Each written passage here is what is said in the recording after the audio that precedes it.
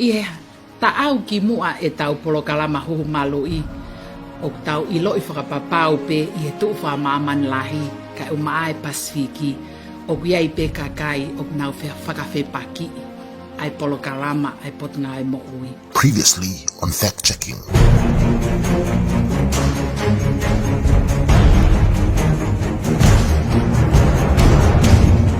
Ko tukot polokalama ni ngai whakatonton ki ngai whakamatahala ta e mooni pia loi ko tutuk mai kau whaiwhikau atu pia mai humalui. Pia koe hoko atu eni o tala noa.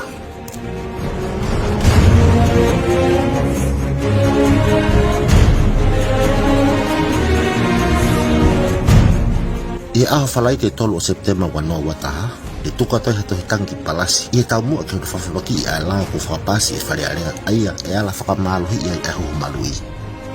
O taki mua henhani ihi o ki kai te nau poupou i ahuhu malui. Pakotaha e nau ngahirea na e whakahoko, ko e nau pehe ko tokolahi ai mate i he whanuani i hiri ahuhu malui. Aia, koe mea uwhai kia e tai whie maari e ko hi ku... Ke kia ki hoko mai COVID ki he whanua o ku ki lahi lahi. O ku lahi e mate i he whanua, talo e kamata mai ai huhu koe ni. Ne toi whakahafok e peri tau kolo, ka pau e toi whakapas ai lao ke whakamaluhi i ahuhu malui, e toi tokolahi ai mate. Ka pau o ku lahi e mate, o tigai whakamalohi e hui tongani. Whewherewa o ka pau e whakamalohi e hui tongani. E tānang mai ki hen a whaiwhikau sai muna whinau i tuka ki tatau. A o ki he ngai, ka kai o kunau, os, huhu tō taha, ka apu e whahinga ue siau, whai ki ho nau sino, ho ngā koe ngau e ai huhu koe. Pe a ku lahi ai pe moe ka kai o ku mate hoko, lere mai koe ni koe putu e ua, whalaka mai, he whare loto e ua, putu hoko, lotonga lere putu helarewa, putu hui, ma o whaka hei sia stonga hala loto. Ka koe hana ha whakamooni a kau whaiwhikau ni. Oku i kaipe ha momo i whakamooni e tahte nau tuku mai, pe e ala whakarea, oku i kaipe ha nau whakamooni ki he mea au nau whakamatala, tokua koe tokolahi koa ai mate kohi koe humalui. Koe whiu i anga maheni foki ko eke tokolahi. Ko tokolahi kau pukelahi pea mate i tongani, talu ka mate ai humalui. Koe haha no uhinga. Ko tari ki ai, u whaingofua au pito pe. Ne i kai ke tok pukelahi a ke pea kakai o nau si pekia i hiri ai humalui. Ana talu pe mi folo ai pukelahi a kakai pea nau mate. O kei pehe pe wa mai ke ahon. Kana ngai whautua kon o klahi taha e mate ho tau kakai. O whetakai hene toka ngaki haki ripoti ki mua at ai steps, pe i he peso ngofuru ne o me ki savea ko eni. Pe pesete ua fit poinono o whanua o nau mama tapaka hai ahko toa. Pesete tahatolu poin wha o nau mau kawa maalohi. Kako mea whaikai toka ngako pesete hiva poin hiva o e kakai. O kulahi ho nau whainga maare ke nau mau e ngai whakautua o ki kai ke pipihi, pe NCD. Aia koe suka, mahak mafu, ngai whakautua kotoa o ki kai ke pipihi. Ko savea e nia ki mua. Ako talu me iai pe mohono tautou whakamooni, ko tokolahi tahasi i kakai ko pekia, makatuunga e ngai whakautua kekehe o ki kai ke pipihi. Ko mea lewa ke whaihono whakatoka ngai, o ki kai ke ta ofi e huhu malu i COVID tahiwa, a ngai whakautua ko eni o ku pukai ho tau kakai i tau kotoa amorea e nau moui. E whakahauko pe tau huhu malu i, ka te tau amnekina e tokolahi ki kei puke me ngai whakautua o ki kai haa ne kaunga ki he huhu malu i. Sai tau sio ka ngai matai whika. Whatatau ke ripoti ai tonga National Vital Statistics, wanoa taha tolu ke wanoa taha walu. Ne hoko hapeki ai toko wafi ni mangeau maa tolu, me ta wanoa taha tolu ke wanoa taha nima. O whakaavalisia ke pekia ai toko walngau tolfa, i he tau tatah, me wanoa taha tolu ke wanoa taha nima.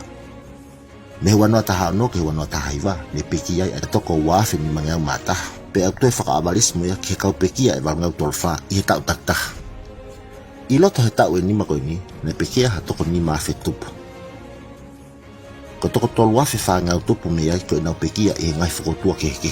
Pe ka pau na as mau mai me ngai matai whika ke tau wanoa tahiwa ke wanoa wataha, te tau sio pe ai ke ngai avalis me mita tau. Ko haha no uhinga, ke hoko hoka pea ngai pekia e ngai whakotua kehe. Ka kono pango, he gwen ni ihi uha umo e nau tui whakalotu ke nau talanoa e ngai mea whakasainis o ki kai ha nau ilu ki ai. Ko nau tuka ki hala e me mi pekia kotoa i he whanuani o tala koe mea koa me he huhu malu i. Kātaki, he tau toko huhu malu i pe he tau ni. Ako talu eni me he wanoa tātolu mono whakaavalis e mate ko toko walu ngau tupu he tau kotoa. Pea ko ome he website e Tonga Health ko pesete fit wha o kau pehia koe mate me he ngai whakautua ki kai pipihi. Kako eni, Ko finga ngau ulu hakata ka ko tala ko mea he humalui. Ko ki puke lahi hakata ka ko tala ko mea he humalui. Ko si peki atu hata ia ngahi mea ke ko hono tala ipe ko mea he humalui. Ko whahinga whakamatala ta e ilo, ta e whakapapaui, ta e whakamoni, ka kanoni a ko whainga whakamatala o ko whakatu tāmaki, ke hui o ko malawa ke ni whakailifia i hen e kakai ke o te na humalui. Ko mea pango e ko hoko e ngahi peki adi i lolotonga e whakahoko tau humalui. O ko maho inga ke lawa whakawhaki ke hei a ongo me ani. Raki ke causation wa ko correlation. The causation ko tanon ki hamea kuni whakatupung hamea ke hoko. E whadata, tafu hakulo vai pia e liri. O whakatupunga e he afi ke liri e vai. Ko tanon ke correlation ko hango mea kuna hoko i he taim tatau. Ko whadata, i he tautise makotoa pe, whaalahi tunu puaka i ngai kai whawhamiri i taim tatau. O te whahoko mo mate i halapure anga. Ko whehui, o whakatupunga nai e tunu puaka e ngahi mate i halapure anga. Ikai, ka akuna whakatau hoko i he taim tatau. O ki kai uhinga e na hoko i he mimi waha taim tatau ke pehe ai ko whakatupunga e tunpuaka ai mate i halapure anga. Ko whakakau tatau hoko ko eni i he tau huhumalui. O kei lahi pe ngahi mate keke i he ngahi uhinga keke lolotonga e tau whakako e huhumalui. O kuna hoko kotoa i he taim tatau ko kai ke uhinga ko whakatupunga e he taha ai taha. O ki kai uhinga i aheni ko hao ai huhumalui pe kai ki titi wesiai hataha. Ka kapau o whetu kwa ki e he kau whaiwhikaun e huhumalui. O tau ke nau omi hangai whakamuon mālohi mo whewheka ki ai. Ka kotoa e nau ngai whakamatalani, ka koto whakamahalo kotoa. Aia ko fufuata whaak ko inu whai kia sio, o ki kai whakamuon i tuku mai. O ada ape ke tak tahatuk mai anga e nau whakaukau, ka ko whihu i hono hoko. Ko hana e tau kei e kau whaiwhikaun ke tawalatu ia ke nau ngai whakamatala ko eni aia o ki kai ha nau whakamuoni. Ka pau reba o ki kai ha whakamuon ke ngai mea nau whakamatala ki ai, pia ka pau o ki kai ha nau tau kei ki ai. O whalalaanga nei ke tau kei tui ki ai. Ka kui ei pefo ke kakai o nau tui ki ai, pena nau kawat hono whakahoko tuhi tangi, ain nei whai kia lawe. Ia whakai ke Apollo Kalabani ke officer attention niare, o maho ingai ke oat e ngai whakamala ala ko ini. Raki, ko tau mua o e lao ni ki hono whakamalohi o hoho malui, ka ki ngai mahak whakaau hape. Ua, nengo o kapau e whakamuan huafa ane a fio ki lao ni o hoko ko i lao. Ka e tok whakahoko en i hiri hono whakakaukau i lelei e pot ngai mo ui. Whakatoa ngai ang, e ikai whakamalohi noa ia pe e toko taha kotoa. Ka koe mawhai e tuku ke pot ngai mo ui. Pea e whakahoko i hono whakakaukau i lelei, makatuunga i ngai uhinga whakapoto. Ni lawa kene e tali kita mo ui, Dr. Sari a kawola, i taha ngai konferenis pe mo i kau whai ngongo. Ma te whakatu e taimini ko e tau lao ko e tahan hiwa noa hiwa. O whie mai ke hukumalo i tau taha kotoa. Au tau wepe whamalohi. Aia koe la whakaha koe ni o whai hono tipeiti i wharea rea. Koe he kai ke toi whamalohi. Ka e oange mawhai ki he potungai mo ui. Ki he nau whakaukau whakapotopoto. Aki hanga hi whakamatala o whakasainisi mo whakaethika. Ki mua pa nau tokanga ai ha tohi whakaha pe ko ha public health order. Ke whai ake ha na whamalohi i huku. Aia koe ngai whakakaua whakapoto ke ako i ngā peia ka pau kua utunga whakatu tāmaki. Ai fu kautai huku ki whanua whakalukfua. Aia koe ngai whakaukau ke au paulewa ke whai hono si ofi ngahi whakamoni. Hangi koe ni koe me koe ni whamatalaga ana. O kui ai pefoki ki side effect koe clot. Ka wepe kui ai neongo haha molofia tua taha e toko tolu kilu e ase ki foi clot.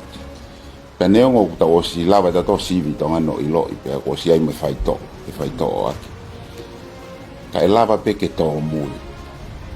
Aia koe ngai whakaukau whakapoto o koe ke tonu ke tau whamalo hi i ta toha taha ke huhu. Ka pau even ka pau koe ki foi chance ke side effect. Aia koe uhingai whakapoto. He kai ke tau hangai tau ke. Aia koe mai koe ke potua moi. Ke mau whakaukau pe. Koe ke tonu ke tau whamalo hi i everyone ke huhu. Neongo koe ki foi chance. Koe tau whamalo hi pe ka pau tau pesi te au.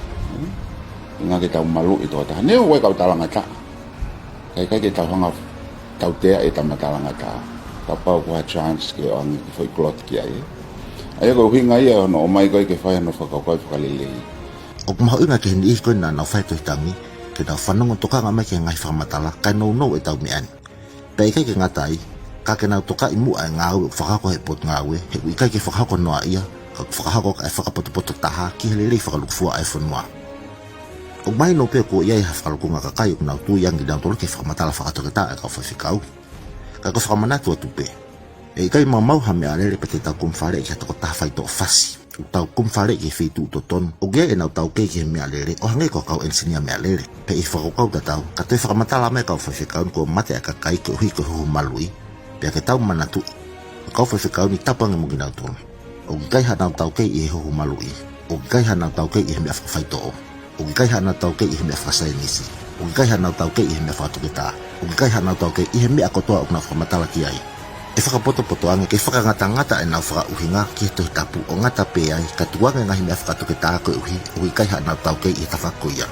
Ka pau tau whemau ha ngahi whare i whakalau maari e whakatomala ni hea ngahala. Pa te tau kumwhare i ni kau whewhikau he ko nau mala e ia. Ka pau ka hatala nofka pe me huhu malui. Pea mo ufa mai o mui ofi i ngahi tātalai whare e pot ngai maui. E hoko hoko te a proklaman ko na whakatontone ngai whakamatala ta e mo oni whakao ki pe me huhu malui.